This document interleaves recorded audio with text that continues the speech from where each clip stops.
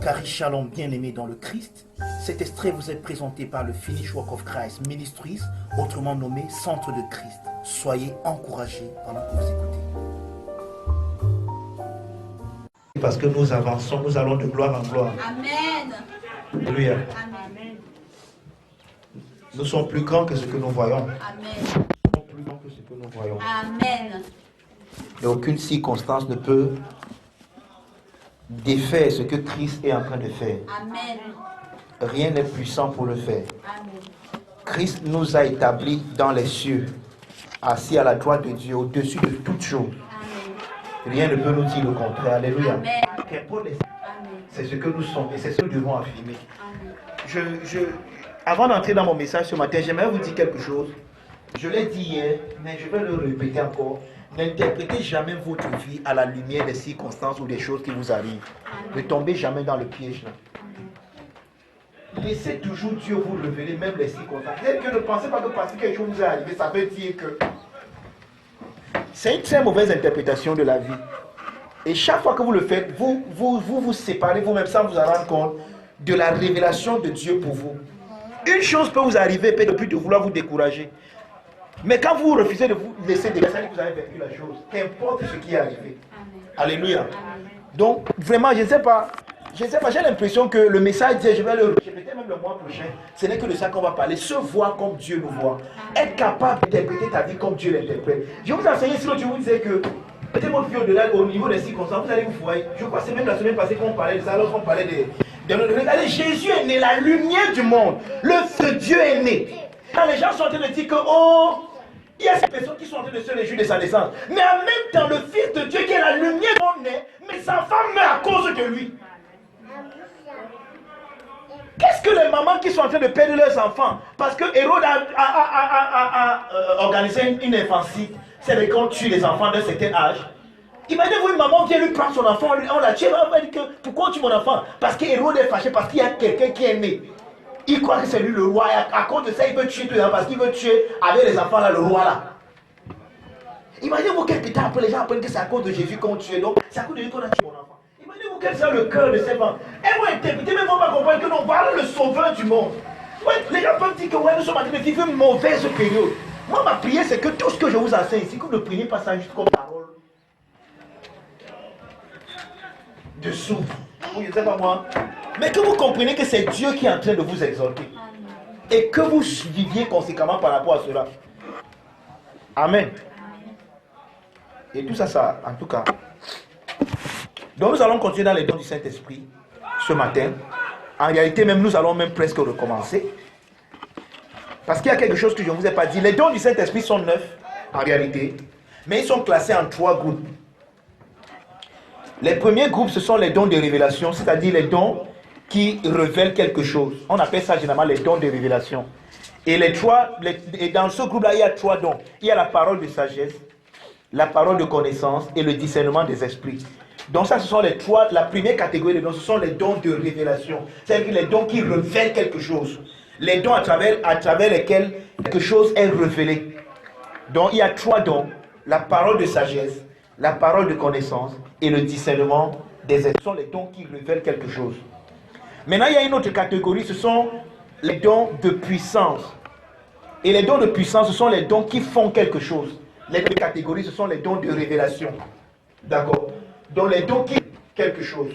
On appelle ça les dons de révélation. Et parmi ces dons-là, il y a 3. Il y a la parole de sagesse, la parole de connaissance et le discernement des esprits.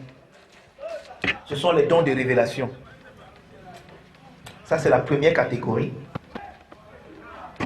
Dans la deuxième catégorie, nous avons les dons de puissance, qui font quelque chose, ou par lesquels nous faisons quelque chose. Le don de la foi, le don de foi, le don d'opérer les miracles, et le don des guérisons. Voilà 3 dons de puissance. Le don de foi, le don d'opérer des miracles, et le don des guérisons. Ça, ce sont les dons de puissance. Maintenant, la troisième catégorie, ce sont les dons d'expression ou d'inspiration. Nous avons également les dons d'expression ou d'inspiration. ce sont les dons qui disent quelque chose. Ou les dons à travers quelque chose.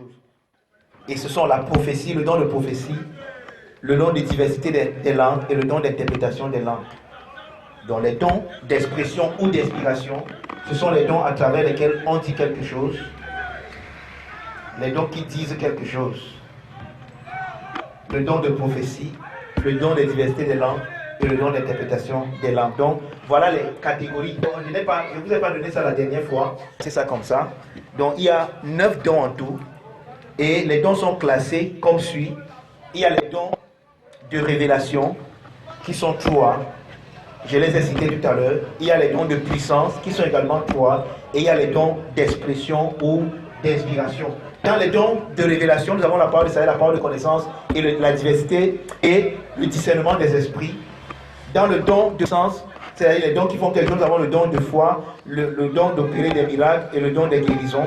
Et dans les dons d'expression ou d'inspiration, nous avons la diversité des langues et l'interprétation des langues. Amen. C'est bon. Et nous avons commencé la semaine passée quelque chose qui est important que nous le signalions une fois de plus. Les dons là sont des dons qui sont en vous. Ce n'est pas quelque chose qui viendra du ciel. Alléluia. Maintenant, c'est vous qui devez les activer. C'est-à-dire que vous devez activer ces dons. Et l'un des moyens de les activer, c'est ce que l'apôtre Paul a dit en disant que aspirer.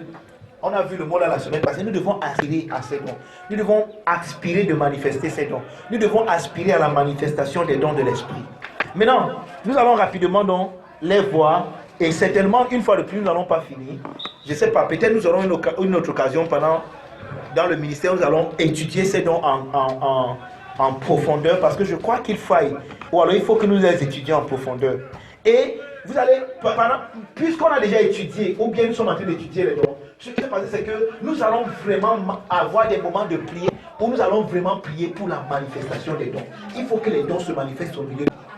Nous voulons voir la manifestation des dons de guérison, les dons de l'opération des miracles, les dons de parole de connaissance, parole de sagesse. Nous voulons voir tous ces dons se manifester au milieu de nous. Alléluia.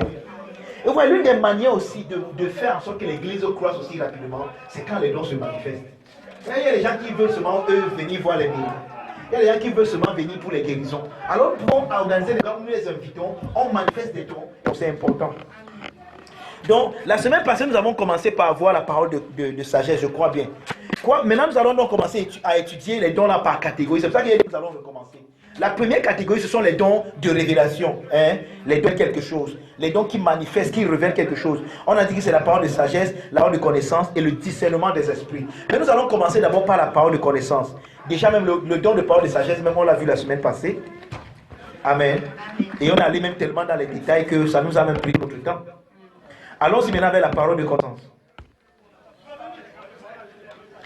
Le don de parole de connaissance, c'est la révélation surnaturelle par l'Esprit de Dieu de certains faits qui sont dans la pensée de Dieu. Donc, lorsque ces faits qui sont dans la pensée de Dieu te sont révélés, cette révélation-là, cette manifestation-là est appelée le don de la parole de connaissance. Maintenant, regardez, ce n'est pas le don de connaissance. Amen. Le don de la parole de connaissance qui est le don spirituel, ce n'est pas la connaissance. Quand il dit par exemple, vous connaîtrez la vérité vous affranchissez là-bas. Là-bas, ce n'est pas le don. Oui, il faut faire la différence entre la parole de connaissance qui est le don de l'esprit et la connaissance. La connaissance, c'est ce qu'on acquiert parce qu'on étudie. Il dit par exemple, étudie. Je te dis toujours le seul.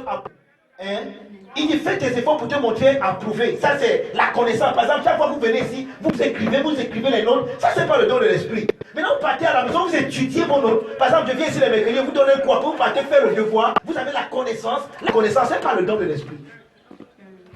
Parce qu'il ne faut pas confondre. La connaissance est différente de la parole de connaissance qui est le fruit, le don de l'esprit. Amen. Ici, le don de l'esprit, c'est la révélation de Dieu. Et cette révélation est spontanée. Subitement, quelque chose qui est dans sa pensée. On va voir les exemples tout à l'heure. Subitement, tu ne connais pas cette jeune fille. Dieu te dit qu'elle s'appelle Rosine. Elle a telle situation. C'est ça la manipulation. Ce n'est pas une connaissance parce que tu connais faire le domaine. Tu sais faire le domaine parce que tu as appris.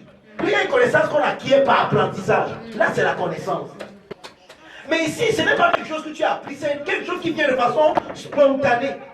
Le Saint-Esprit fait quelque chose choses de façon spontanée. C'est ça, la parole de connaissance. Donc une chose que tu ne savais pas et que tu ne veux pas connaître naturellement, t'est révélée par l'Esprit de Dieu. De façon spontanée. Amen. Quelqu'un me comprend? Amen. Nous allons voir par un exemple. Exemple, lorsque vous regardez dans le livre de l'Apocalypse, Apocalypse chapitre 1,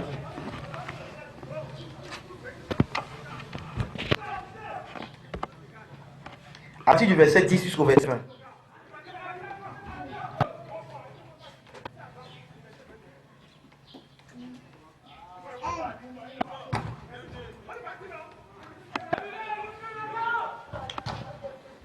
Chapitre 1, 10 à 20.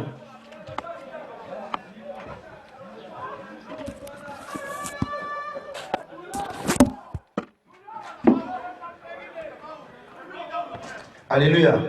Je vais lire rapidement. Je fus ravi en esprit au jour du Seigneur, et j'entendis derrière moi une voix forte, comme le son d'une trompette, qui disait: Survois, écris-le dans un livre, et envoie-le aux 7 églises, à Éphèse, à Smyrne, à Pergame, à Thyatire, à Sardes, à Philadelphie, à Laodicée. Et ici, Jean a une vision. D'accord? Dans la vision, le Seigneur va révéler à Jean la situation dans laquelle se trouvent les 7 églises qu'il vient de citer là. Or, Jean est dans une île enfermée, dans une île appelée Patmos. Suivez-moi bien. Jean est enfermé dans une île appelée Patmos. Mais dans cette île-là, Dieu se révèle à lui par une vision et lui montre la situation de 7 églises. Donc ce qui se passe dans 7 églises qui sont réelles. Jean n'est pas dans les églises là. Mais Jean par vision connaît ce qui se passe dans 7 églises. Comment il connaît? Le don de la parole de connaissance. Donc le don de la parole de connaissance peut être manifesté par la vision. Je peux rester comme ça, je ne connais pas quelque chose. Et Dieu me donne une vision. Et dans cette vision, je vois peut-être Cathy qui a une situation, je ne connaissais pas ça. Ça peut être par révélation, mais ça peut aussi être aussi une vision. Amen. Par exemple, la parole de connaissance peut se manifester comme ça. Je suis en train de dormir. Et le Seigneur me montre que ce dimanche matin, il y a une jeune fille qui va venir au culte chez toi. Elle s'appelle telle personne. Elle sera dit comme ça. Vous voyez un peu? Qu'est-ce qui se passe? C'est la manifestation du don de la parole de connaissance. Parce que je ne connais pas cette fille. Et immédiatement, pendant qu'on est assis, une jeune fille, et je me souviens on m'a dit qu'il y a quelqu'un qui va entrer, elle s'appelle comme ça. Je regarde, il dit qu'il y a quelqu'un ici dans la salle qui t'appelle tel. Elle dit oui, c'est moi. Et je commence à lui dire les choses. Qu'est-ce qui se passe? C'est le don de la parole de connaissance. Je ne connaissais pas cette personne. On va même le voir encore même tout à l'heure dans les exemples pratiques. Je ne connaissais pas cette jeune fille, mais le Seigneur m'a parlé. C'est un révélation pour me dire, telle jeune fille va s'habiller, quelqu'un va entrer, va s'habiller comme ça. Et comme la personne s'est habillée exactement comme ça, je comprends que c'est le don de la parole de connaissance. Amen. Par exemple, j'ai un CD parmi mes documents. Je crois que j'avais même montré ça un jour à mes leaders lorsqu'un jeune garçon qu'on appelle qui a ressuscité les morts. Je vous avais déjà montré ça une fois. L'une des résurrections de ce jeune garçon était par le don de la parole de connaissance. Un jour, il dormait la nuit. Écoutez-moi bien. Ce jeune garçon, il s'appelle Courage. Ou c'était Courage, il a un nom bizarre là, mais j'ai son CD là-bas. Et il nous raconte que une nuit, il était en train de dormir et une vision. Et dans cette vision, il voyait les gens qui partaient enterrer un homme.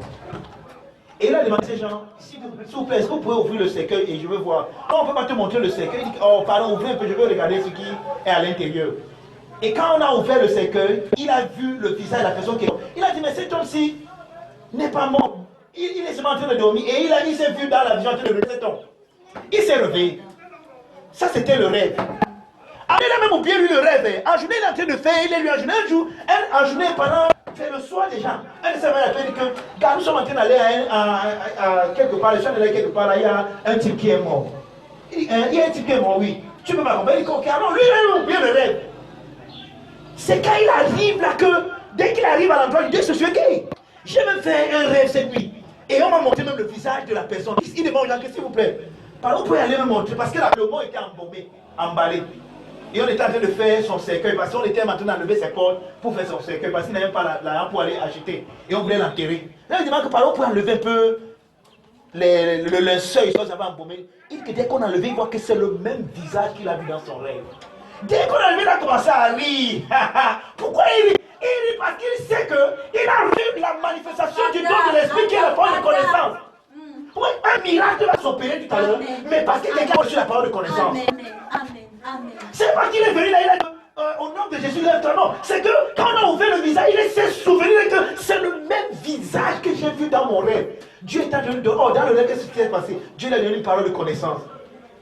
Il lui a montré un visage. Et je vais vous dire tout à l'heure, parce que ouais, les dons de l'esprit se manifestent parfois ensemble. Pourquoi Dieu lui a donné la parole de connaissance? Pour qu'il ait la foi. Or, la foi qu'il devait avoir, ce n'est pas la foi que nous avons tous qui nous sauve. C'est le don de foi. Amen. Amen. Donc le miracle aussi va se passer par la parole de connaissance jumelée avec le don de foi. Maintenant, dès que le gars voit que c'est le même visage qu'il a dans le rêve, il est sûr convaincu que de la même manière que dans son rêve, la personne est ressuscitée, la personne qui va ressusciter. C'est ça la foi. Ce n'est pas une foi naturelle. Ce n'est pas une foi de salut, ce n'est pas la foi qui nous sauve. Parce que la foi qui nous sauve vient de ce qu'on entend. Ici, lui n'a rien entendu. Mais c'est une manifestation du don de l'esprit. Quelqu'un me comprend? Amen. Je cherche à vous montrer comment les dons de l'esprit opèrent. Immédiatement, il a dit à tout le monde que pardon, je veux prier pour lui. Les gens ont voulu s'opposer. Il a dit que non, laissez. Dès qu'il a commencé à prier, bam, cet homme s'est levé. Amen. Exactement comme ça s'est passé dans sa vision. Pourquoi le miracle a eu lieu? À cause de la parole de connaissance et du don de la foi. On va parler tout à l'heure du don de la foi, vous allez comprendre. Donc, le don de la foi, c'est une capacité surnaturelle que Dieu te donne de croire que quelque chose peut se passer à un moment bien spécifique. Amen. Amen. Quelqu'un me comprend? Amen. Amen. Alléluia. Thank you, Jesus. Donc c'est ça la parole. Donc jamais à Patmos, à l'île, et Dieu lui révèle dans une vision les choses qui sont en train de se passer dans cette église d'Asie. Il va commencer à écrire, il va commencer à leur dire, oh toi l'église de tel, tu es comme ça, tu es comme ça, comment on connaît? Oui, c'est ça que je vous ai dit quelque chose. Quand vous commencez à marcher avec les dons de l'esprit, à laisser le Saint-Esprit de Dieu vous guider, frère, le Saint-Esprit commence à vous lever les choses au futur. Vous n'êtes pas comme un aveu. Et frère, ma prière pour vous, c'est que vous puissiez expérimenter ce genre de christianisme. Amen. Regardez, ça Amen. fait là que vous comprenez que le christianisme est sucré. Amen. Vous comprenez à comprendre, vous commencez à comprendre que c'est bon d'être un Christ. Amen. C'est bon d'être né de Dieu. Amen. Parce que Dieu commence à vous montrer les choses avant qu'il n'arrive. Thank you, Vous Lord. commencez à être au courant des choses avant qu'il Amen. n'arrive. Vous Amen. commencez à connaître les situations des gens. Vous commencez à savoir comment il faut marcher. Vous commencez à comprendre comment il faut faire les choses. Et vous n'êtes pas parfois surpris comme certaines personnes sont surprises. Amen. Amen. Jésus, toute sa vie, a marché avec les paroles de connaissance. En tant qu'homme, il savait qu'on va le crucifier. Il a même dit qu'on va me le livrer. C'est ça la parole de connaissance. Vous pensez que c'est quoi? C'est ça la parole de connaissance. Connaître les choses qui sont dans la pensée de Dieu. Et si vous priez vraiment, et vous commencez à dire à Dieu chaque jour, Père, je veux voir la manifestation de ces dons de l'esprit dans ma vie. La parole de connaissance, Seigneur. Je veux que les choses que toi seul tu connais, que tu puisses me les révéler, les choses concernant les hommes, les choses concernant mon pays, les choses concernant les situations, les choses concernant, Seigneur, le quartier dans lequel je vis. S'il y a des situations, s'il y a quelque chose que je connais, Seigneur, et que tu veux me révéler, Seigneur, je me dispose à toi. Je m'ouvre à Père, révèle-moi. Quand vous commencez à prier, vous allez voir comment, immédiatement, Dieu va. Et ça, ouais, regardez, maintenant, les dons de l'esprit, puisque ce sont qui ne sont pas coercitifs sur vous, ça veut dire que ça vient avec ta participation. Tu dois apprendre à participer. Parfois, le Saint-Esprit veut te révéler des choses, mais toi, tu ne participes pas et ça passe. Ça passe. Pas parce que lui, il n'a pas voulu te révéler, mais parce que tu n'as pas participé. Ça demande ta participation. C'est qu'il faut toujours être. C'est ça qu'il dit, soyez en tout temps remplis du Saint-Esprit. Soyez en tout temps remplis du Saint-Esprit. Et l'un des moyens les plus faciles d'être rempli du Saint-Esprit, c'est de prier en langue. C'est pour ça que je ne sais pas si je vais arriver là, parce que je vais vous donner l'importance de prier en langue. Mais je ne sais pas si on va y arriver, si le temps va nous permettre d'y arriver. Amen. Donc la parole de connaissance, frère, est importante. Par la parole de connaissance, je peux connaître des événements que seul Dieu connaît, il me les révèle. Et regardez, Dieu prend plaisir à nous révéler ces choses. Amen. C'est parfois nous qui ne sommes pas futés pour entendre et pour écouter. Dieu prend plaisir à nous révéler. Dieu prend plaisir à nous faire connaître les choses avant. Si Jésus, regarde, Jésus est l'homme qui montre comment un homme devrait vivre. Jésus savait ce qui va lui arriver. Vous me comprenez? Pas parce qu'il était Dieu, mais parce qu'il marchait par l'esprit. Et que tout ce que je fais, ce n'est pas moi qui le fais, c'est le Saint-Esprit qui est en moi qui le fait. Il se laissait conduire par l'Esprit de Dieu. Et l'Esprit de Dieu lui révélait des choses. Amen. Le deuxième exemple qu'on va prendre par rapport à la parole de connaissance, c'est la Acte 9, verset 10 à 12. Acte 9, verset 10 à 12. Concernant un homme qu'on appelle Ananias. Acte 9, verset 10 à 12.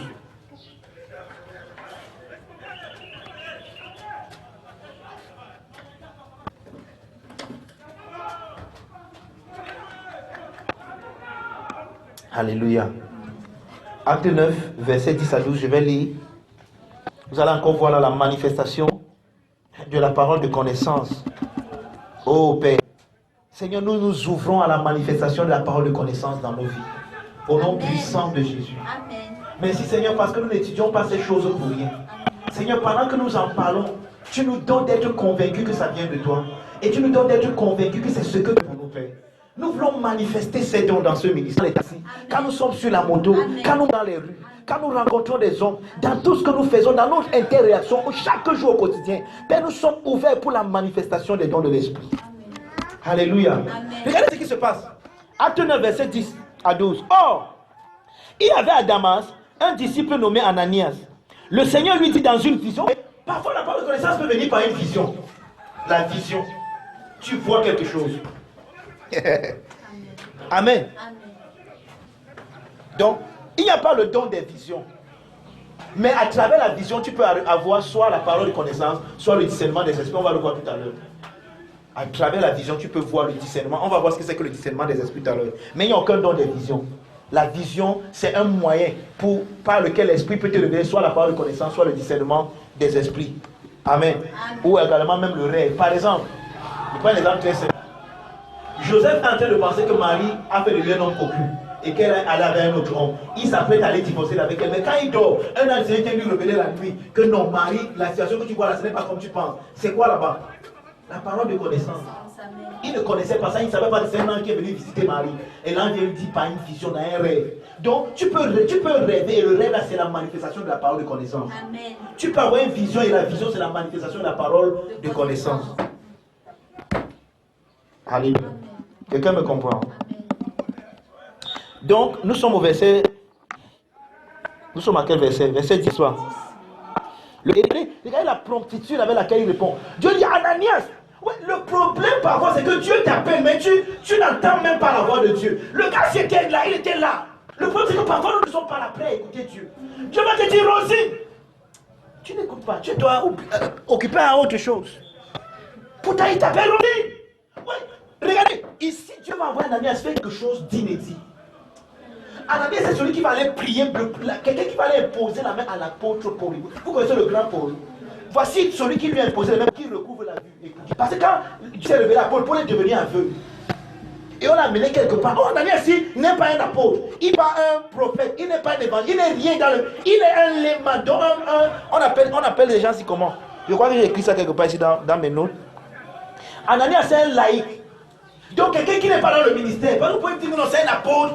La parole de connaissance, tout le monde, les dons de l'esprit ne sont pas les dons des apôtres ou bien des gens. Normalement, c'est les disciples qui font les dons de l'esprit. Donc vous devez imaginer la parole de connaissance, vous tous. C'est pas le pasteur, il ni rien. Mais Dieu se révèle à lui, mais il est prêt. Ananias, me voici Seigneur. Multitude là. Alléluia. Dès que l'esprit de Dieu appelle, il a entendu, il répond. Me voici Seigneur.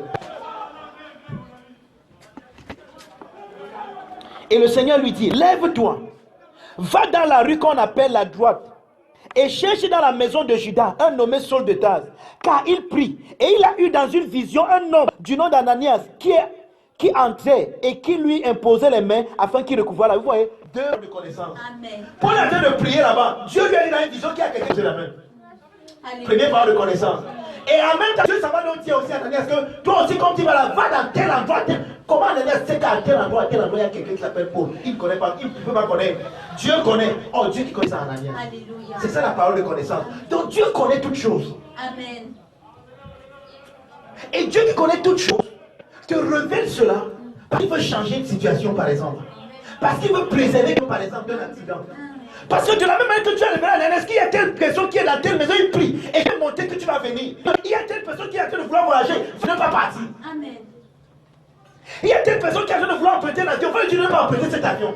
Il y a telle personne qui est en train d'aller emprunter le taxi, tu ne veux pas entrer dans ce taxi. Toi-même, tu es en route, tu attends un taxi. Un taxi vient, tu dis, Bonassama, tu veux me dire, non, je ne veux pas dans ce taxi. Parole de connaissance. Ça peut venir comme une vision.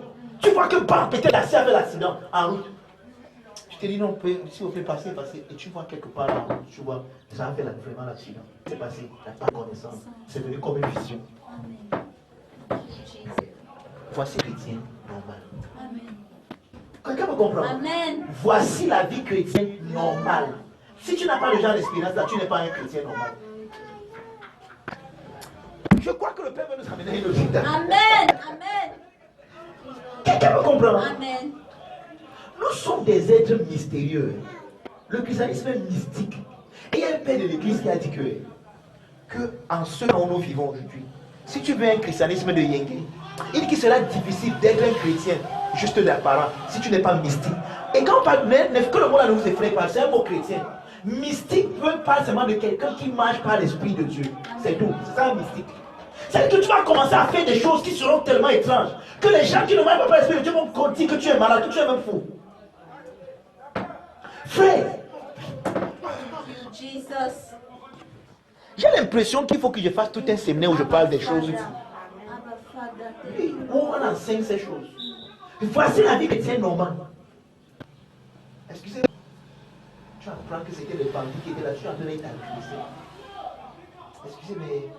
Oh, parfois, le Saint-Esprit nous parle par une voix. Parfois, c'est une petite voix. Non, pas ma fille. Oui, Seigneur, voici. Parfois, il te parle. Quand Dieu parle, j'espère que vous avez déjà montré comment Dieu parle. Dieu, on n'écoute pas Dieu avec les oreilles. On écoute Dieu avec le cœur. C'est ça que chaque fois qu'on peut, on dit que Seigneur, ouvre les yeux ou bien les oreilles de mon cœur. Mon cœur. On écoute Dieu avec le cœur. C'est pour ça que c'est une petite voix. Mais maintenant, cette voix peut devenir grande parce qu'à un moment, tu es comme si écoute tes oreilles parce que tu peux amplifier. Vous savez ce qu'on appelle amplifier. Regardez, si je parlais sans le bave, il y a des gens qui ne m'écouteraient pas. Mais parce que ma voix est amplifiée, tu peux amplifier la voix de Dieu dans ton cœur. Parfois, ça vient comme ça parle dans tes oreilles. Ça parle de Dieu, puisque Dieu il n'est pas physique. Amen. Mais cette voix qui vient dans ton cœur peut être tellement forte. Parce que c'est elle que tu as appris à écouter. Qu'elle parle comme si tu entends maintenant désirer. Tu commences à regarder. C'est comme si. Mais c'est de ton cœur. Tu vois, tu as amplifié la voix de Dieu dans ton cœur. Alléluia. Thank you, Lord. Mais parfois, elle vient comme une petite voix. Mon fils, fais telle chose. Vas-y comme ça. Vous pensez que Dieu est venu dans ta vie dormir. Un bon père. Un peu comme tu vois comment Tati, chaque jour dit acheter. Ma fille, voici comment on fait. Vous pensez que Dieu ne fait pas ça aussi pour nous? Dieu ne nous éduque pas. Il est venu habiter à nous pour faire quoi? Ouais, nous devons comprendre le fait que le Saint-Esprit. Ah, dis donc, le temps, c'est m'énerve souvent. Là, il est déjà 11h30. Nous devons comprendre pourquoi le Seigneur est venu vivre. Beaucoup de personnes sont contentes. Il habite à moi. Oui, il habite à toi pour faire quoi? Pour te conduire. Amen. Pour te guider. Amen.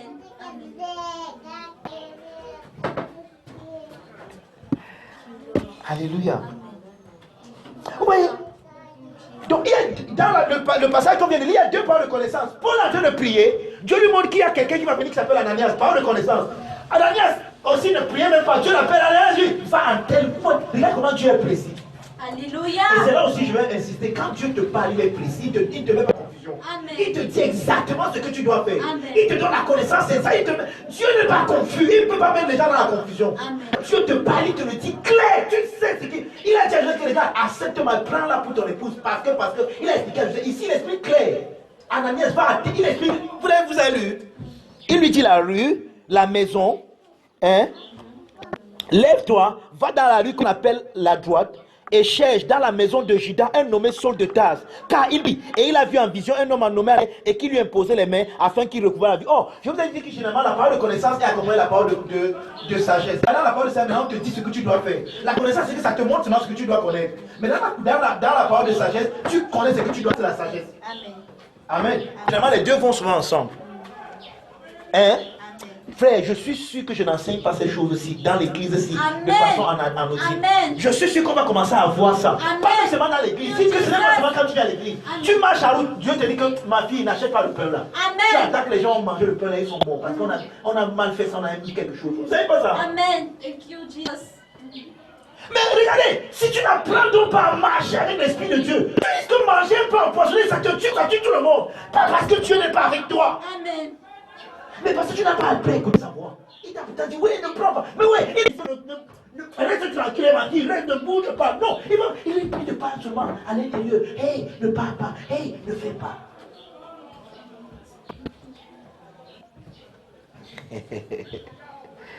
Amen. Voilà donc ça la parole de connaissance. Et Ananias sait pas exactement ce que tu lui as dit. On prend un autre exemple. Vous voyez là, on prend seulement des exemples. Acte 10. Nous étions à Acte 9, donc Acte 10, à partir du verset 9, nous allons voir là-bas également connaissance. Le lendemain, comme ils étaient en route et qu'ils approchaient de la ville, Pierre monta sur le toit vers la sixième heure pour prier. Il eut faim et il voulut manger. Pendant qu'on lui présentait à manger, il tomba en extase. Il vit le ciel ouvert et un objet ainsi de suite. Vous allez lire la suite vous-même. Verset 16. Cela arriva 3 fois et aussitôt après, l'objet fut retiré dans le ciel. Tandis que Pierre ne savait en lui-même que penser du sens de la vision qu'il avait eue. Voici, les hommes envoyés par Corneille, c'était un front de Simon, se présentaient à la porte et demandaient à haute voix si c'était là que logeait Simon, nommé Pierre. Et quand Pierre était à réfléchir sur la vision, l'Esprit lui dit, voici, 3 hommes te demandent. Il y a un homme qu'on appelle Corneille. Nous sommes dans Acte 10, à partir du verset 9 jusqu'au verset 19. Il y a un homme qu'on appelle Corneille qui est en train de prier, et pendant qu'il priait, Dieu lui donne une parole de connaissance. Dieu lui dit, va à tel endroit, envoie les gens à tel endroit, qu'on appelle un certain nommé Pierre, il vient, il va te dire les choses par lesquelles tu seras sauvé. Parole de connaissance. Amen. Bon. Comment on ne voit pas ces choses, pourtant c'est dans la Bible. Frère, la vie chrétienne est belle quand tu commences à expérimenter ces choses. Amen. Amen. Si tu connais, c'est ce que tu interprètes dans le naturel. Tu es vraiment quelqu'un qui est un ignorant. Tu dois avoir les paroles de connaissance. Tu dois les avoir. C'est ça le christianisme. Maintenant, Pierre aussi, il est en train de prier, ne sait pas. Dieu lui dit que 3 hommes te cherchent. Imagine. Chaque fois, Dieu commence à te révéler les choses. Tu as dit, ta mère va venir te rendre visite. Tu ne savais même pas. Tu voulais toi faire une petite routine. Non, prépare à te rendre visite aujourd'hui. Parole de connaissance. Oh, je ne sais pas s'il va pleuvoir, il va pleuvoir.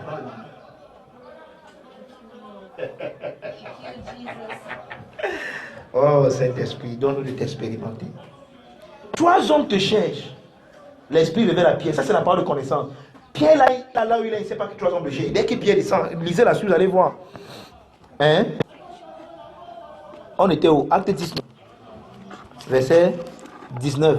Et comme Pierre était à réfléchir à la vie, voici 3 hommes te cherchent. Lève-toi, descends. Vous voyez, 3 hommes te cherchent, c'est ça la parole de connaissance. Maintenant, voici la parole de sagesse qui suit la parole de connaissance. Lève-toi, descends et pars avec eux sans hésiter, car c'est moi qui les ai envoyés. Ça, c'est la parole de sagesse maintenant. Mais la parole de sagesse, c'est quoi? 3 hommes te cherchent. Je ne sais pas que 3 hommes me cherchent. Dieu m'amène cette connaissance à moi. 3 hommes me cherchent. Moi, je suis chez moi, je ne sais même pas que 3 hommes me cherchent. Mais Dieu me dit 3 hommes te cherchent. Parole de connaissance. Maintenant, parole de sagesse, va avec eux. Maintenant, il me dit pourquoi ils me cherchent. Va avec eux et fais 6, car c'est moi qui les envoie. Parole de sagesse. Amen. Parole de connaissance, il te cherche. Je ne savais pas qu'il me cherche, mais il te cherche. Parole de connaissance. Parole de sagesse, va, suis-les. Il vient te chercher pour t'amener quelque part et suis-les. Parole de sagesse. Vous voyez que nos Bibles sont remplies de toutes ces choses, non? Amen. Les dons de l'Esprit sont partout. Mais nous ne le savions pas. Maintenant, on peut utiliser la sagesse pour découvrir là où un homme est caché. J'ai perdu un dossier important quelque part dans mes archives, je ne sais pas où. Et il me faut ça dans 1 heure. On m'attend pour une interview. Je cherche, j'ai mis la maison sans dessous. Je ne sais plus quoi faire. Je vais te dire quelque chose. Calm down. Amen. Dis à quelqu'un calm down. Calm down. Calm. Parce que Dieu connaît là où le dossier là se trouve. Amen. Quelqu'un ne comprend pas. Il dit que Dieu connaît là où le dossier là se trouve. Et parce qu'il veut te révéler là où ça se trouve. Tu es tellement embrouillé parce que oui, la plus des choses qui nous fait parfois rater la voie de l'esprit, c'est nos émotions. Quand tu es quelqu'un qui est trop émotif, parfois tu passes à côté de la voie de l'esprit. Amen. C'est dans l'émotion, tu as cherché, non, partout, non. Maintenant, calme-toi, on va t'inquiéter. Aïe, oui, c'est pas ça la suite. Aïe, mais c'est pas 45 minutes. Calme-toi, tu es un fils du Père. Amen. Amen. Les bras kazoto proidara brazande rebrea. Les bras bazobro kozoto. Vous savez pourquoi tu dois aller d'abord là? Parce qu'il faut que tu te connectes à l'esprit. Oh, si tu es quelqu'un qui est connecté depuis, vous savez, même quand tu dis que oh, tel dossier rouge, tel endroit, va prendre ça là-bas. Alléluia. Mais comme tu n'es pas connecté, regardez, je vais vous donner un exemple très simple. Allons-y, 1 Samuel chapitre 10. Mais quelqu'un qui se cachait. Et ce qu'on a utilisé, c'est la parole de connaissance.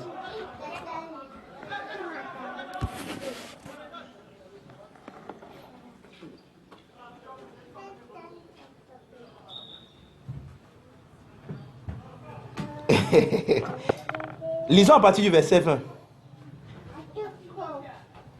Samuel fit approcher toutes les tribus d'Israël et la tribu de Benjamin. Non, en fait, pour que vous compreniez l'histoire, allons-y à partir du verset même 17. Samuel, le peuple, devant l'Éternel à Mispa, et il dit aux enfants d'Israël, ainsi parle l'Éternel, le Dieu d'Israël, j'ai fait monter d'Égypte Israël, et je vous ai réussi à la main de tous les royaumes qui vous aimaient. Et aujourd'hui, vous rejetez votre Dieu, vous a délivré de tous vos maux et de toutes vos souffrances, et vous lui dites, établis un roi sur nous. Présentez-vous maintenant l'Éternel devant l'Éternel, selon vos tribus, selon vos milliers. Donc, il devait se présenter selon les tribus. Il devait choisir Dieu devait choisir un roi. Or, Saül avant ça avait déjà rencontré Samuel avant. Et Samuel avait même dit ah ouais. Maintenant, lui ne voulait pas être le roi d'Israël. Alors, il paye. Parce qu'il ne veut pas être le roi. Regarde ce qui se passe.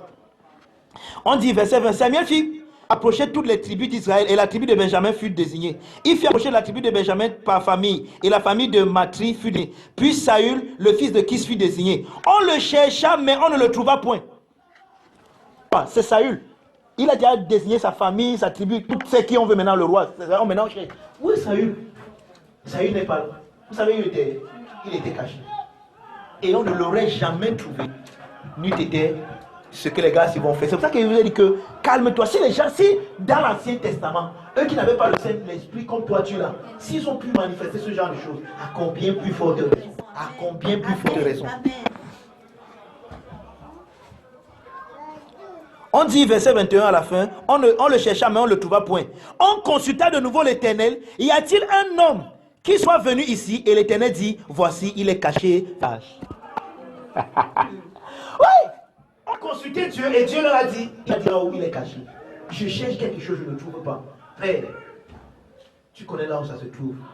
S'il te plaît, révèle-moi parce que tu m'aimes. Les bras caboïda, mon fils, j'ai ça dans tel dossier. Souviens-toi que tu avais mis ça comme ça, tu avais mis quelque chose dessus. Pour que les enfants ne passent. Va là-bas, c'est là-bas que tu as mis. Thank you, Jesus. Alléluia. Vous voyez la parole de connaissance, non? Amen.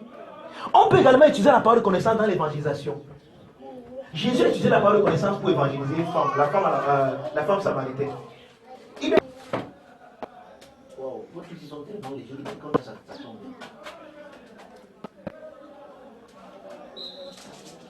C'est même la pierre a été mal posée. Amen. Amen. Jésus lui a dit, pendant qu'il causait avec elle, va, viens avec ton mari.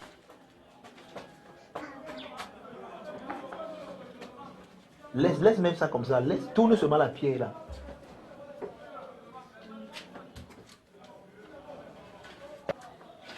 Non. Tourne ça comme ça.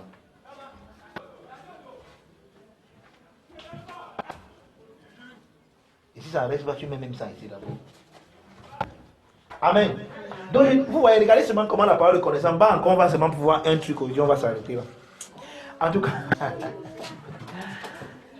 vous voyez, Jésus a dit dans Jean chapitre 4, ça c'est dans Jean chapitre 4, va m'amener ton mari.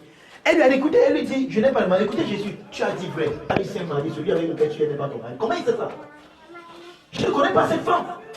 Ils viennent de vivre se rencontre pour la première fois. C'est leur première rencontre de toute la vie. Ils ne sont jamais rencontrés avant. Mais comment je sais qu'elle a eu son mari et que celui avec lequel elle est, ce n'est pas son mari? Et est-ce que vous savez que c'est cette parole qui a convaincu cette femme que le titre c'est vraiment un prophète? Et c'est par là qu'elle a commencé à dire que oui, vous adorez. Elle est entrée maintenant avec les sujets de l'adoration. Et pourquoi? Parce que Jésus lui a donné une parole de connaissance. Mais vous pouvez vous entrer chez quelqu'un, vous venez évangéliser. Vous dites, ok, papa, je suis un fils de Dieu, je suis venu vous parler de Jésus. Oh, on ne peut pas Jésus là. Papa et Boubou, je veux te dire que ton myome là, on t'a dit que tu vas mourir, mais tu ne mourras pas parce que le Seigneur te guérit. Mon fils, viens. Tu me connais comment? Qui t'a dit mon nom? Le Seigneur m'a révélé ton nom. Viens, ne t'assois pas moi. Alléluia. Thank you, Jesus. Thank you, Father. Oh, quel genre d'évangélisation facile. Amen. Tu me comprends? Comment ça devient encore facile? Et maintenant tu as dit quelqu'un, elle t'a pas dit sa situation, elle voulait même te chasser. Oh non, moi je ne veux pas, je suis pressé. Madame, Dieu me dit de vous dire que votre enfant qui souffre et qui est au moment à l'hôpital, Dieu me dit de vous dire qu'il est guéri à l'instant même où je vous parle. Quel enfant? Junior, ton enfant Junior est hospitalisé, n'est-ce pas? Il a fait. Comment tu sais? Viens, viens. Oui, viens me dire encore. Thank you. Parce que tu as utilisé le don de l'esprit, la parole de connaissance, et a été chassé. Amen. Comment tu me connais, mon fils? Qui t'a révélé? Mon Dieu vous connaît. Viens me parler de ton Dieu. Thank you, Jesus. Thank you, Father. Thank you. Alléluia. Amen. Mais tu passes là. Je nous père l'amour de Dieu. Dieu est monté, le péricule est descendu. Puis c'est quoi encore? Dieu en Christ, Christ. Je ne comprends pas, moi. Sors. Madame, tout à l'heure, quand j'ai toqué à votre porte, j'ai vu, tu es en train de pleurer parce que vous avez une question heureuse. J'aimerais vous dire que le Seigneur, lui, vous aime et ne vous décevra jamais. Quand elle est venue ouvrir la porte, elle a rassuré qu'elle a essuyé ses yeux. Lui, bonjour, vous c'est qui? Je suis un évangéliste, je suis venu parler de la part de Jésus. Vraiment, je ne suis pas. Oui, je sais, mais pas vous étiez en train de pleurer tout à l'heure parce que Albert vous a fait si. Viens. Alléluia. Je ne suis pas en train de vous dire des histoires, ça peut se passer comme ça. Amen. Alléluia. Amen. Quand tu comprends, regarde, sans le vouloir, la personne, son cœur est déjà. Amen. Pourquoi? Le don de l'esprit, la parole de connaissance. Si Jésus a eu besoin de ça pour évangéliser, tu penses que tu peux évangéliser sans le don de parole de connaissance? C'est ça que ne parle pas seulement ta vie, mais tu m'avais évangélisé. Prie d'abord. Amen. Père, je prie que les hommes que je vais rencontrer, tu les connais mieux que moi. Seigneur, je prie que tu te... Alléluia. Oui. Et Arnold, tu es béni. Alléluia. Ok, à cause du temps, on va passer. J'espère que vous avez saisi quelque chose avec la connaissance. Bon, parole de sagesse, je ne veux pas trop entrer là-dessus. On en a parlé la semaine passée, n'est-ce pas? Amen. On a parlé de la parole de sagesse la semaine passée, je crois. Largement. Donc, je vais juste passer là. Par la révélation, il y a la parole de connaissance, la parole de sagesse. Mais je vais prendre un autre exemple dans la parole de sagesse. Juste un exemple. Je vais prendre juste un exemple. Acte 8. Acte chapitre 8. Un exemple qu'on n'a pas vu la dernière fois. Oh, merci Père. Thank you, Jesus. Tu t'appelles Ashley. On t'appelle aussi Madame.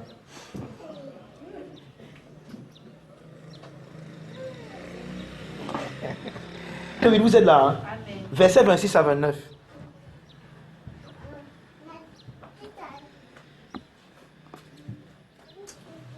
Thank you, Lord.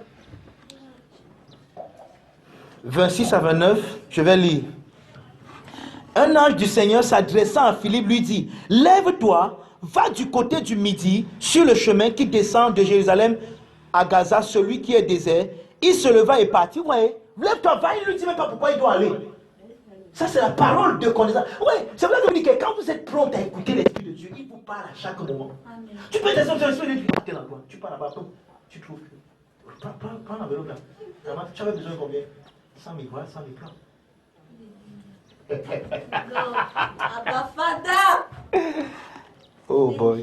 Ok. Et si quelqu'un dit dans son cœur que le pasteur raconte les histoires, dis donc, ça ne peut même pas se faire. Facile comme ça. Facile comme ça. Le pasteur raconte les histoires, dis donc.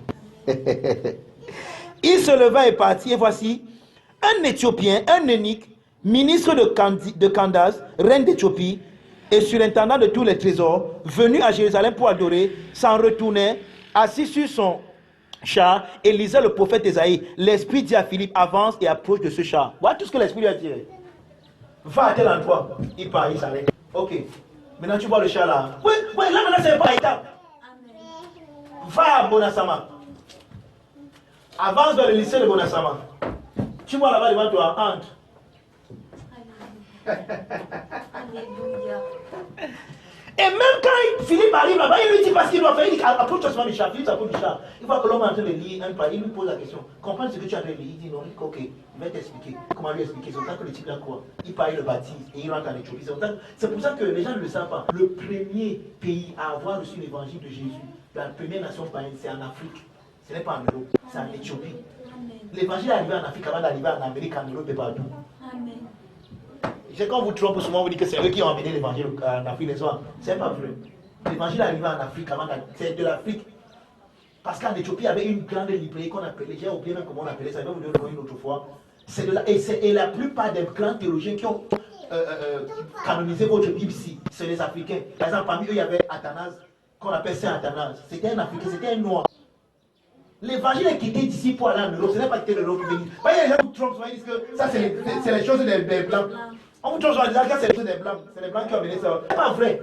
Le Kisséné a quitté l'Afrique avant d'arriver en Europe. Voilà la première nation païenne qui croit. Dans Actes chapitre 8, où l'église n'est que ce sont que les Juifs. La première nation païenne qui croit, le premier païen qui croit, c'est le Nique éthiopien. Et il amène l'évangile en Éthiopie, en Afrique. Avant d'Actes 10, l'évangile est maintenant allé chez Corneille. Donc avant même chez Corneille, l'évangile était bien en Afrique, dans une nation païenne. En partie de Actes chapitre 8.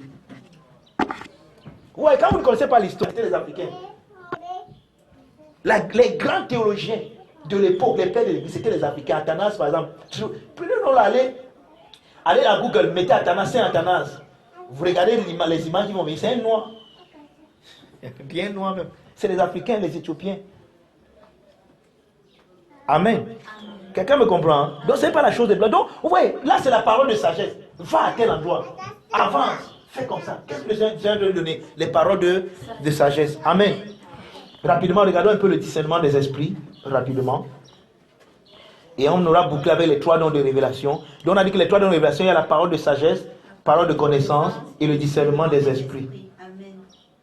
Donc, en regardant un peu le discernement des esprits, on aura bouclé. Le discernement des esprits, je vous expliquais la semaine passée que ce n'est pas le discernement. C'est différent du discernement. Le discernement, ce n'est pas un don. Par exemple, quand on disait dans Hébreu 4, on dit que celui qui parle l'usage a appris à discerner. Pour apprendre à discerner, je peux savoir à force de pratique. Je peux savoir par exemple quand un enfant comme Tati était comme un enfant à la maladie rouge, ainsi de suite. Pas nécessairement parce que l'esprit m'a révélé, mais parce que je connais que quand il y a tel symptôme, quand il y a telle chose, ça veut dire que. Là, on appelle ça le discernement. Ce n'est pas le don. Le don, c'est quelque chose que tu ne connais pas, tu n'as pas appris. Et l'esprit te donne de discerner. D'accord? Discerner, c'est percevoir par la vision ou par écoute. C'est percevoir, ça parle de la perception. Percevoir par vision ou par écoute. Alors le discernement des esprits est à voir et ou entendre dans le règne spirituel. Quand tu peux voir ou entendre dans le règne spirituel, alors tu as le discernement des esprits. D'accord? La capacité de voir et d'entendre dans le règne, c'est ça qu'on appelle le discernement des esprits. Non, le discernement des esprits peut venir par une vision. Par exemple, quelqu'un peut venir ici, dans ce quartier, il commence à guérir les malades. Et tout le monde va là-bas. Mais toi, Dieu te révèle que cette personne-là utilise un charme. Il a une bague de magie. Personne ne sait. Toi-même, tu ne le savais pas. Mais l'esprit te le révèle. C'est ça qu'on appelle le discernement des esprits. Le discernement, c'est que tu commences à discerner ce qui est derrière une activité. L'activité peut être bonne. Mais tu sais que ce qui est derrière n'est pas bon. Je vais vous donner un exemple très simple. Et on va clôturer là. Acte 16. Acte 16.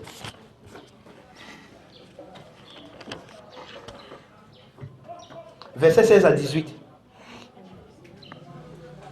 Acte 16, verset 16 à 18.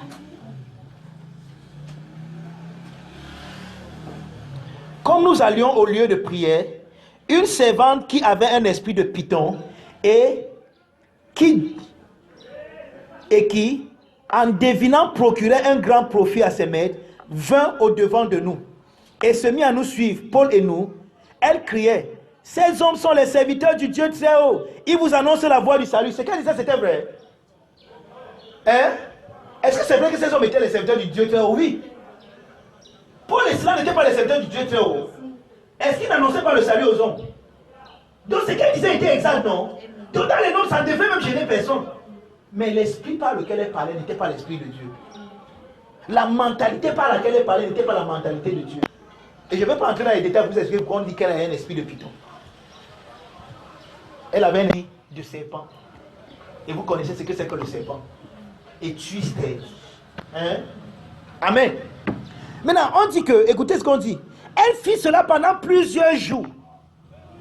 Donc chaque jour, quand Paul et Silas passaient, ils ont envoyé les serviteurs du Dieu vivant. Ils vous annoncent la voie du salut. Écoutez-les. Pour dire quelque chose qui ne va pas bien. Ce qu'elle dit est vrai.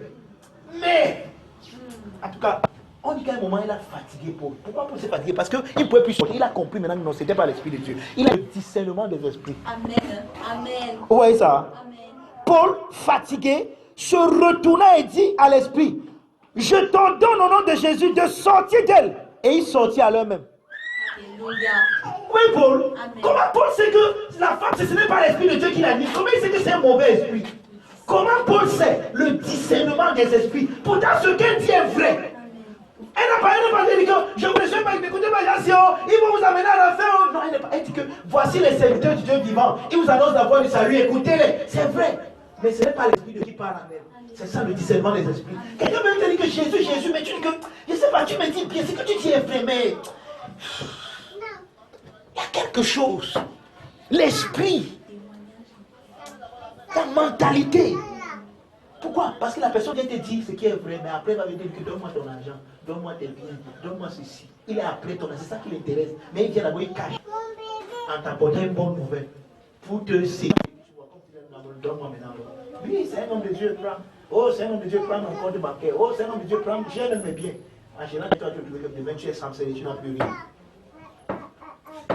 Pourquoi? Tu n'as pas eu le discernement des esprits. Amen. Donc voilà. Avec ça, on clôture. Thank you, Jesus. Avec ça, on clôture avec les dons de révélation. Maintenant, on va un peu entrer dans les dons de puissance. On a dit que les dons de puissance, il y a le don de foi, il y a le don des miracles et il y a le don des guérisons. Voilà les dons de puissance. Et je crois que c'est là où on va s'arrêter. Les dons d'inspiration, le jour où le Seigneur va permettre, on va les voir. Le don d'inspiration et le don de diversité des langues, l'interprétation des langues. Voilà comment les dons sont réussis. Donc, entrons rapidement dans les dons de puissance, donc. Le don de foi. Maintenant, j'ai tenté de vous expliquer que le don de foi, ce n'est pas la foi qui vous sauve. Parce que dans c'est Romains 10, verset 17, je crois, où on dit que la foi vient de ce qu'on entend, et ce qu'on entend vient du message du Christ. Ça, c'est la foi qui nous sauve. Ça veut dire que si tu n'écoutes pas l'évangile, tu ne peux pas sauver. Parce que c'est dans l'évangile qu'il y a le message qui te sauve. D'accord? Et c'est dans ce message que se trouve la foi même que tu dois exercer. C'est pour ça que la foi que tu exerces pour croire en Jésus n'est pas ta foi. C'est la foi qui vient dans le message que tu as entendu. C'est pour ça que tu as entendu la bonne nouvelle. La bonne nouvelle a mis en toi la foi. Et cette foi, tu vas l'exercer et tu vas être sauvé. Amen. Ça, c'est la foi pour être sauvé. Mais le don, si c'est le don de l'Esprit de Dieu. Amen. Et vous voyez là, on l'a classé, n'est-ce pas? On l'a classé parmi les dons de puissance. Parce que généralement, chaque fois que le don de la foi est manifesté, il y aura un miracle. Amen. Généralement, le don de foi et le don de miracle sont comme des jumeaux. C'est qu'en fait, mais parfois, Dieu te donne de croire parce que ce que tu vas faire est tellement grand que Dieu te donne toi-même une autre capacité alors que tu peux le faire. C'est ça le don de foi. Amen. Par exemple, sans même entrer dans les détails, vous me donnez un exemple. Jésus, on lui dit que Lazare est mort, ça fait 4 jours. Et que certainement le corps pue déjà. Il dit enlever la pierre. Ah! Sa soeur vient me dire que pardon, il ne faut pas pleurer. Il est mort, ça fait 4 jours, tu dis qu'il sent déjà. Il dit que j'ai dit enlevez-moi la pierre. Ne t'ai-je pas dit que si tu crois, tu verras la gloire de Dieu. La foi ici, ce n'est pas la foi pour être sauvé. C'est la foi, c'est le don de foi. C'est que la capacité de croire que Dieu est capable de faire quelque chose d'inédit. De sans précédent. Peut-être même quelque chose jamais arrivé un jour. Tu crois que ça peut se faire. On n'a jamais. Je peux même prendre quel exemple bizarre. On n'a jamais déposé le téléphone, c'est qui a regardé ça lever. Bon, il prend un exemple bizarre. Bon. Ça, la lévitation, pour nous, ne nous sert à rien, mais les maïsiens font ça. Mais quand tu crois, je vous dis que la situation s'y change. Il y a les pères de l'église, par exemple. Je vous donne un exemple très simple. Il y a un qu'on appelait William Seymour. On est venu un jour dans une de ces réunions avec quelqu'un qui avait une prothèse. Donc, son bras est coupé, on a mis un faux bras, on appelle ça les prothèses. Il a regardé l'homme là, vous avez dit que c'est quoi ça? C'est ton bras ici, il dit que non, c'est un faux bras, mon bras est coupé à partir d'ici, il dit qu'on enlève la prothèse. On enlève la prothèse. William Seymour devant les gens. Qu'est-ce qu'il fait? Regarde, le fait d'enlever la prothèse, c'est déjà ça la foi, le don de foi. Amen. Parce que si toi, tu vois enlever la prothèse, tu vois comment son bras est coupé, il dit que non, remettez la prothèse à sa place. Mais si tu es bien, Seigneur te protège, continue toi. Il a enlevé la prothèse, on a la prothèse. Le gars commence à prier. Devant les gens, le bras, l'os commence à devenir long. Un bras a été formé. Si vous voulez même tout à l'heure, je vais vous montrer, je vais vous la vidéo. J'ai les vidéos dans mon laptop, je vais vous montrer ça tout à l'heure. William Seymour a commencé à prier, le bras a commencé à pousser. Oh, les gens sont contents parce que... Mais lui, avant le miracle, il a eu la foi, la capacité. Parce que si tu n'as pas la foi, je ne peux pas dire qu'enlever ça. Enlever ça. Okay. Certaines personnes, par présomption, parfois, ont fait des choses qui n'étaient pas le don de l'esprit. Parfois, tu peux avoir mal aux yeux, prends les exemples, surtout ce qui est récurrent. Le père dit que ma fille s'est déjà fait enlève. Si c'est le père qui t'a dit enlève. Mais c'est pas le père qui t'a dit rêve avec tes verres, ma soeur. Tu enlèves ça, les yeux, comment à gonfler. C'est pas la présomption. La foi, c'est Dieu qui doit te dire. C'est quelque chose qui te dit à un moment de c'est enlève. Enlève-moi les lunettes, là, tu es bien dit. Et tu enlèves. Au début, ça te fait, tu continues à enlever. On te dit, hey, tant pis, aussi tes yeux comme moi, je suis plus là. Tu enlèves et finalement, tes yeux sont rectifiés. C'est ça. Il y a une dame qu'on a attrapée quelques jours, il y a quelques temps, avec les macabées dans sa maison. C'est ce qu'on appelle les macabées. Amen. Oh, cette femme n'avait pas la foi, elle avait la présomption. On dit qu'elle a dit que les gens là vont revenir à la vie. Et même quand on l'attrapait, elle disait tout ça, je vous dis qu'ils ne sont pas morts. Ils vont revenir à la vie. Ça, c'est pas la foi, c'est la présomption. Si tu ne t'as pas dit quelque chose, pardon, frère, laisse. Ta personne meurt. Si tu as déjà prié, tu peux plus prier, pardon, on va l'atterrir doucement. Amen. Mais si c'est Dieu qui... Regardez Jésus devant le tombeau de Lazare. Il dit, roulez-moi là, enlevez. Si tu n'as... Oui, c'est pour ça que j'ai l'impression que pour qu'un miracle grand se passe, il faut d'abord que tu aies le don de foi se manifeste. Parce que tu dois croire. Oh, maintenant, regardez. Ce n'est pas tous les miracles qui se passent avec le don de foi. C'est pour ça que parfois, quand le miracle doit se passer sans le don de la foi, c'est pour ça que parfois, pour faire certains miracles, Jésus a demandé à certaines personnes de sortir de la maison. Amen. Pourquoi? Parce qu'il y a des gens qui peuvent t'empêcher de manifester le miracle. Parce qu'ils vont t'empêcher de... C'est pour ça que parfois, par exemple, je veux prendre un exemple très simple. Un enfant est mort ici, Dieu me dit, il va le ressusciter. Si je viens avec tous les gens qui pleurent, je vous dis de sortir. Mettez-vous dehors. Vous allez m'empêcher, vous allez m'empêcher de me concentrer, de faire ce que... Mettez-vous. Donc parfois, là c'est quand il y a... Mais quand il y a le don de foi, qui est même l'adversité là où il y a. Quand les gens pleurent, disent que j'étais petit, lève-toi et vis.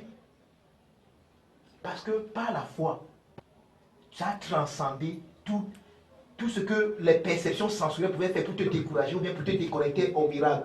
La foi que tu as, le don de foi qui se manifeste, tu as déjà connecté à cela du tout. Vous me comprenez même? Amen. J'ai l'impression que je vous raconte les histoires. Je vous raconte les bédjongos ce matin, n'est-ce pas? C'est ça le don de foi donc. Qui n'est pas la foi qui nous sauve, je l'ai dit.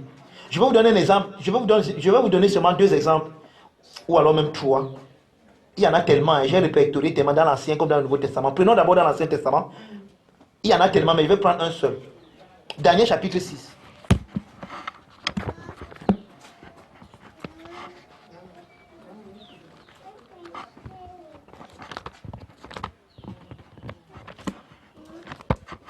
Daniel chapitre 6, verset 23.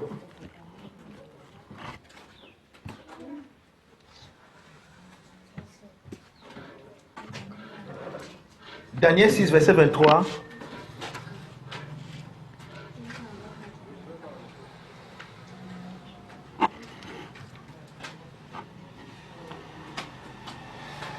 On dit, vous savez ce qui s'est passé dans Daniel 23, n'est-ce pas? On a menacé Daniel, on lui a dit, si tu ne fais pas comme on t'a dit de faire, on va te jeter dans la fosse au lion. N'est-ce pas? Et justement, on a jeté Daniel dans la fosse au lion. Mais ici, maintenant, au verset 23, on dit, ce qui a fait que les lions ne mordent pas Daniel. Parce que quand on a jeté Daniel dans la fosse au lion, les lions sont restés tranquilles. Ils n'ont pas mordu. Mais quand on a jeté ses adversaires, donc ceux qui ont fait qu'on le jette dans la fosse au lion, on dit que avant même qu'ils n'atterrissent dans la fosse, les lions les mangeaient étant en l'air. Donc quand on les jetait, les lions les léchaient étant en l'air. Mais Daniel dit qu'on a jeté le lion, les lions se sont tués. Vous savez pourquoi? Le don de la foi. Et voici comment eux ils expliquent ça dans le don de la foi, là, verset 23. On dit, alors le roi fut très joyeux et il ordonna qu'on fit sortir Daniel de la fosse. Daniel fut retiré de la fosse et on ne trouva en lui aucune blessure parce qu'il avait confiance en l'Éternel. Le mot foi avec Christ, qui veut dire faire confiance, avoir la persuasion. Daniel avait foi en Dieu. Oh, la foi, si ce n'est pas la foi, parce que Daniel a écouté l'évangile. Daniel a eu foi parce qu'il a eu un don spontané. Il a cru de façon spontanée. Daniel a su que même le jet dans la fosse au lion, il ne va pas mourir. Maintenant, toi, si tu n'as pas le don de foi là, si tu vois le lion pendant fuir, oui, est-ce que vous savez qu'il y a des gens qui disent que comme Daniel, moi aussi je m'en vais dans la fosse, les lions les ont mangés. Vous savez pourquoi? Parce qu'ils n'ont pas eu le don de la foi. On a dit c'est que c'est l'esprit, les dons. Mais on a vu ça non, au début. Gloire à Dieu, parce que vous êtes enseigné la semaine. C'est les dons de l'esprit. Je vous ai dit que ce sont les dons de l'esprit. C'est quand l'esprit est venu en vous, il a ses dons, c'est pour lui. Maintenant, c'est lui qui distribue quand il fait, donc ça ne dépend pas de toi. Les dons, ça ne dépend pas de toi. Maintenant, tu peux les manifester parce que l'esprit, à tout moment, veut aider les gens. Il aime les gens, il veut aider les gens, donc il veut les manifester en toi. Mais c'est pas toi qui les contrôles, non. Tu te mets pas à dire que maintenant je m'en vais dans la fosse au lion comme Daniel. Non, ce n'est pas le don de l'esprit. Calme-toi, frère. Daniel n'est pas allé dans la fosse au lion pour lui. Il est allé parce qu'il était animé. Il y avait un don qui s'est manifesté. C'est la même chose qui s'est passée avec ses trois amis. Chacun et chaque Abednego dans le 3e chapitre. On dit qu'on les a dit qu'on va vous jeter dans la fournaise Adam. Qui va vous délivrer? Notre Dieu peut nous délivrer. Même si nous ne délivre pas, on ne va pas adorer ta statue. Ça, c'est la cap. Donc, généralement, le don de foi se manifeste devant l'adversité. On dit qu'on va couper quelqu'un si tu le nommes, tu ne jettes pas Jésus. Dis que je ne rejette pas Jésus. Et on fait comme ça, on fait prendre la matière ne coupe pas. Qu'est-ce qui s'est passé? Le don de foi. Quelqu'un me comprend? Amen. Oh, alléluia. Oh, gloire. Donc, l'autre exemple dans Daniel chapitre 3, à partir du verset 28, vous pouvez lire là-bas. Prenons l'exemple-ci de Jésus dans la barque. Marc chapitre 4. Oh, bon. Le don de foi. Ici, ce n'est pas la présomption. Hein.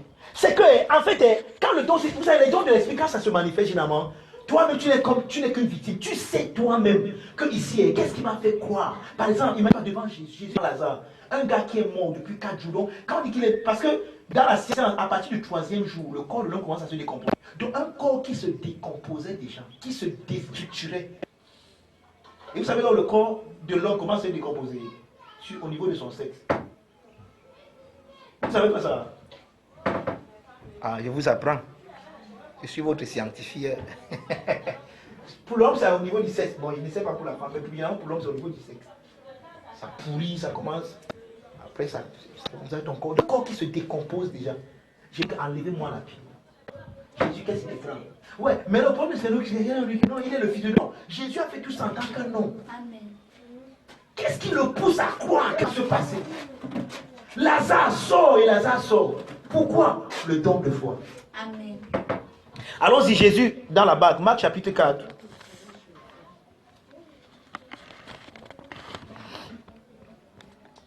À partir du verset 35. Ce même jour, sur le soir, Jésus dit, passons à l'autre bord.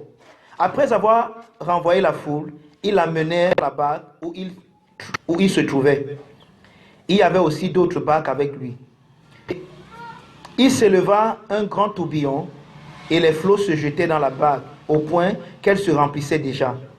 Et lui, il dormait à la poupe sur le coussin. My. Qu'est-ce qui peut un homme face au tourbillon comme ça à avoir une telle quiétude? C'est ça, c'est voilà un autre synonyme du mot foi, la quiétude. Quand tu as la foi, tu as confiance. Et la confiance te met dans la quiétude. Quand j'ai confiance en toi, je ne m'inquiète plus. Parce que je sais que qu'importe. Vous connaissez cette histoire, il y a une jeune fille qui était dans un avion. Je crois que vous connaissez même cette histoire. Et l'avion était en train de. L'avion, vous savez, il y a. Quand vous êtes dans l'avion, il y a ce qu'on appelle les zones de turbulence. Vous allez me demander comment je sais ça, je sais. Amen. Amen. Donc parfois l'avion rencontre comme des secousses. Et les gens étaient en train de paniquer, Et la fille était très calme.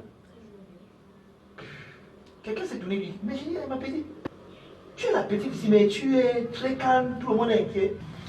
Elle pose la question, vous connaissez le nom du pilote? On dit, c'est monsieur Tete qui est pilote. On dit, oui, c'est bon. Et parce qu'il sait que je suis ici, il va tout faire. Donc, sa confiance en son père lui a donné d'être dans la quiétude. C'est pour ça que, maintenant, laissons le. Quand vous avez même foi en Dieu, quand vous avez confiance en Dieu, même parce que la foi, le don de foi, c'est dans des situations vraiment décamboliques. C'est-à-dire que tu passes par une situation, tu te demandes qu'est-ce qui m'a donné d'avoir la paix? Pourquoi je suis resté tranquille? Pourquoi je n'ai pas paniqué? Tu comprends que non, ici, Dieu est intervenu. Mais non, ouais, les événements, les circonstances de la vie, à un moment, quand votre foi est enracinée en Christ, ne réussissent plus à vous ébranler. Amen. Amen. C'est pour ça que David a dit que 1000 tombent à mon côté, 10 000 à ma droite. Je ne tremble pas. Pourquoi? La foi. C'est vrai qu'ici je parle de la foi. Donc capacité que tu as de t'accrocher et de faire confiance à Dieu, ça vient par la connaissance. Mais le don de foi, c'est le don que tu donnes, tu sais, regarde, on te prend par exemple. On te dit que mon frère, si tu ne dis pas que Jésus n'est pas Seigneur, on t'amène, on te tue. Mais quand on a déjà tout préparé, tout est... Tu dis que regardez, on ne va pas te tuer. Ok. Bon, ça ne dégaine pas. Bon, on met ailleurs. Boum, ça dégaine. On met sur toi. Boum. Ce que vous dites, vous ne comprenez pas l'histoire. Il y a un homme qu'on appelle Saint Jean le Divin. C'est pourquoi Jean, on a dit ça tout à l'heure. C'est pourquoi Jean a lu le Patmos. On a essayé de le tuer, on n'a pas pu. Pour tuer Jean, on l'a même mis. On a pris Jean. On l'a mis dans une marmite bouillante avec l'huile. On l'a mis dedans. Dans une marmite qui boue. On a fermé. On a mis le feu. Quand on est venu ouvrir, l'huile s'est évaporée. Jean était à genoux en train de prier. Abba Father, thank you Lord. Thank you Jesus. Quelqu'un me comprend? Amen. C'est de ça que je parle. C'est ça la foi. Où tu sais que je ne vais pas mourir. Il y a on dit même qu'il y a un accident. Tu es même dans un avion. On dit que maintenant, frère, il y a un aile de l'avion qui est parti. Tu dis que parce que je suis là, il ne meurt pas. Et justement, on ne sait pas comment ça se passe. Le pilote réussit à atterrir. À cause de toi, la vie de plusieurs personnes est préservée. Mais ça n'est pas préservé pour rien. Tu as dit que je dis que personne ici ne meurt. La foi. Tu sais que ce n'est pas parce que tu crois trop en Dieu, mais de manière spontanée, Dieu te donne une capacité où tu restes tranquille. Regardez Jésus, il y a le tourbillon autour de lui. Tout le monde panique. Tu ne peux pas dans les circonstances, dans des circonstances, dormir. Quel sommeil? Mais tu peux, le sommeil de la foi. Amen. Jésus dormait. Il avait confiance. Un peu comme cette petite fille. Tout le monde panique. Non, tu vois, quel est ton secret? Qui est pilote? Mon père, lui, ça va. C'est lui, ça va. Il sait que je suis là. Il va tout faire. You Abba Father. Alléluia. Amen. Et lui, il dormait. Je prie que tu dormes, dis donc. Amen. Que les bruits qui se passent autour de toi ne puissent pas te réveiller. Amen. Amen. Il y a un homme de Dieu que j'aimais sur un moment. C'est vrai que je ne le suis plus trop. Maintenant, on l'appelle Andrew Mack. Andrew Mack, vous savez, aux États-Unis, à un moment, quand tu laisses l'école, tout le monde fait la formation militaire. C'est pas comme chez nous ici. Tous les hommes aux États-Unis, à un moment, font la formation militaire. Donc, un peu comme à un moment de l'état de la vie d'un homme, tu as la carte d'identité. Chez nous ici, c'est ce qu'on a. Chez les Blancs, à un moment de ta vie, tu dois avoir un permis de conduire, même si tu n'as pas de voiture. Vous savez ça? Oui, il y a le permis de voiture, le passeport, on t'oblige. Tu dois avoir des trucs d'identification, tu dois les avoir. Mais je me dis, tout ce qu'on connaît, c'est la carte d'identité. Maintenant, chez les Américains, il s'ajoute à ça la formation militaire. C'est ça que vous savez au moins que tous nos gouverneurs ici ont fait la formation militaire, tous les sous-préfets et tout ça. Quand ils partent à l'ENAM, on commence d'abord par une formation militaire. Vous ne connaissez pas plein de choses, hein? Vous m'étonnez souvent. Vous regardez même pas la télé souvent. Maintenant, regardez. Il allait faire une formation militaire et on l'a amené, on l'a envoyé, lui on l'a enrôlé dans l'armée, pasteur. Mais on l'a enrôlé dans l'armée. Et dans l'armée, il était un chaplain. Un chaplain, c'est des gens qui sont chargés de prêcher l'évangile. Mais il est dans l'armée, il est militaire, mais son rôle c'est de prêcher l'évangile. Et un jour, il était dans un bunker. Et le bunker a été attaqué. Mais lui, tellement il faisait confiance en Dieu, il s'est mis à dormir. Tous les autres, ses camarades, sont partis et l'ont laissé. Et lui dormait. Parce qu'il explique ça pour expliquer ce passage. Et lui dormait dans la tranquillité et la paix. Tout le bruit s'est passé. Quand tout ça s'est passé, les gens, ses camarades sont venus, ils savaient qu'ils vont le trouver mort. C'est eux qui sont venus, on le levait. Andrew, il se levait. On dit que mon Dieu, on dit qu'à cause de ça, regardez comment à cause de ça, il a converti plusieurs personnes. Il a péché tous les jours les couleurs. À cause de ça, on dit que toi tu es vivant. Il dit qu'est-ce qui s'est passé? On lui dit où il sort, il voit la catastrophe qu'il y a eu autour de lui. Mais lui, il dormait. C'est quel genre de sommeil ça? Non, sérieux, c'est quel genre de sommeil? C'est un peu le sommeil tranquille, c'est la foi. Le don de la foi, c'est matériel. Dieu a couvert son enfant. Dieu a couvert. Quelqu'un ne me comprend pas. Amen. Dieu a comme une main pour Dieu a couvert son enfant. Amen. Les trucs sont passés après, maintenant il l'ouvre. Il dit que ça, regarde ce qui se passe. Il dit que lui-même il a vu là. Il dit que waouh. On dit que tu dors quel genre de sommeil, frère. Il dit que moi, mais c'est passé Dieu, je te connais. Amen. Le don, voilà la manifestation du don de foi. Amen. Quelqu'un me comprend? Amen. Ok, alléluia. Ouais, le temps. Bon, après ça, il y a le don des miracles. Après ça, il y a le don des guérisons. Après ça, il y a la prophétie et tout, et c'est fini. Alléluia. Béni de toute bénédiction. À cause du temps, c'est que je vais prêcher encore le soir, moi. Amen. Il faut que je parle. Oh, j'espère qu'un jour, on va finir cet enseignement. Un jour. Alléluia. Amen. J'espère qu'à une occasion, on va finir cet enseignement, on va parler du... Mais je voulais vraiment vous parler de la prophétie, parce que c'est un don que plusieurs confondent aujourd'hui, mais on va en parler un jour, soit même un mercredi peut-être. Je vais prendre le temps même un mercredi, et on va parler du don de prophétie, pour vous expliquer la différence entre les prophéties et ce que plusieurs personnes appellent prophétie là dehors aujourd'hui. Alléluia. Amen. Donc vous comprenez. Donc quand tu commences, le don de... Et généralement le don de foi se manifeste avec le don des miracles. Je vais donner l'exemple de Jésus. Quand Jésus dit, ôtez la pierre, ça c'est le don de foi. On dit que même ma chérie, et il y a des femmes comme ça, par exemple. Je vous raconte encore un miracle qui s'est passé par le don de foi. Un homme de Dieu, tu veux qu'on appelle Smith Wigglesworth. Il est venu à sa réunion et il y avait une dame qui avait vous appelez ça comment? C'est le kiss ou bien le myome, c'est qui fait gonfler le ventre. Elle avait, je crois, elle avait le fibrome. Oh merci, c'est ça que je cherchais. Elle avait un gros fibrome. Et elle est venue à sa réunion. Et il a dit que tous ceux qui sont malades avancent. Et la femme est avancée. Oh, cette femme ne pouvait pas marcher d'elle-même. On la tenait. Il y avait 2 personnes qui la tenaient. Wigglesworth a prié pour elle. Et il a dit laissez-la. On l'a laissée. La femme est tombée.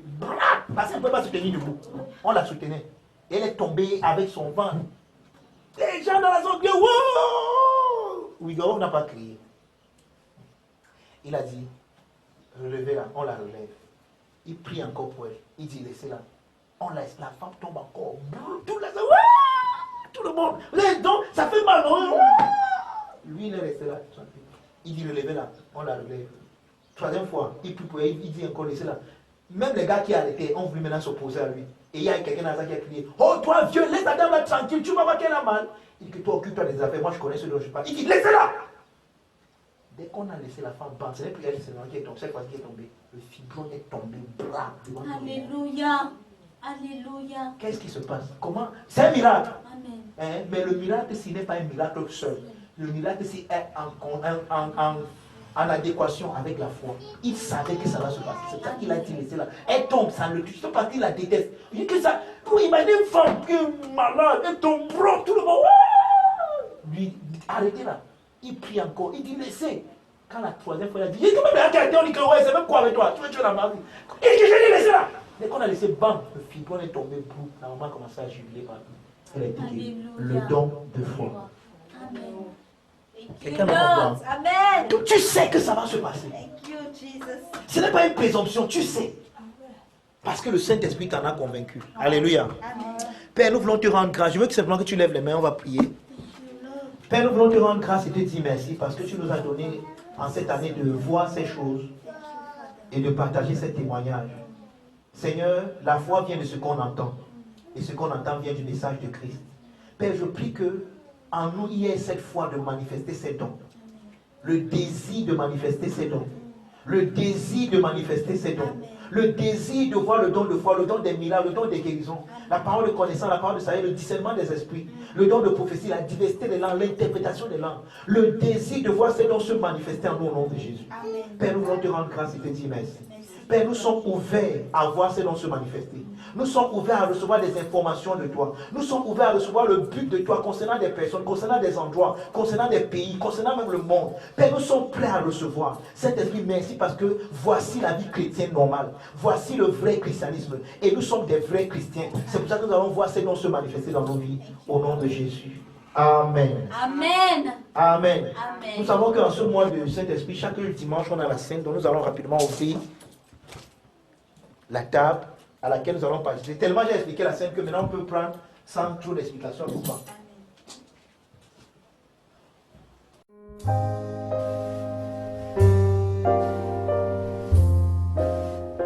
Cet extrait vous a été présenté par les amis et partenaires du Finish Work of Christ Ministries, le centre de Christ, situé en face du lycée de Bonasama à Bonabéry. Rejoignez-nous les mercredis, vendredis et dimanches à 17h30 au Finish Work of Christ Ministries. Nous dévoilons Christ comme étant vous en vrai.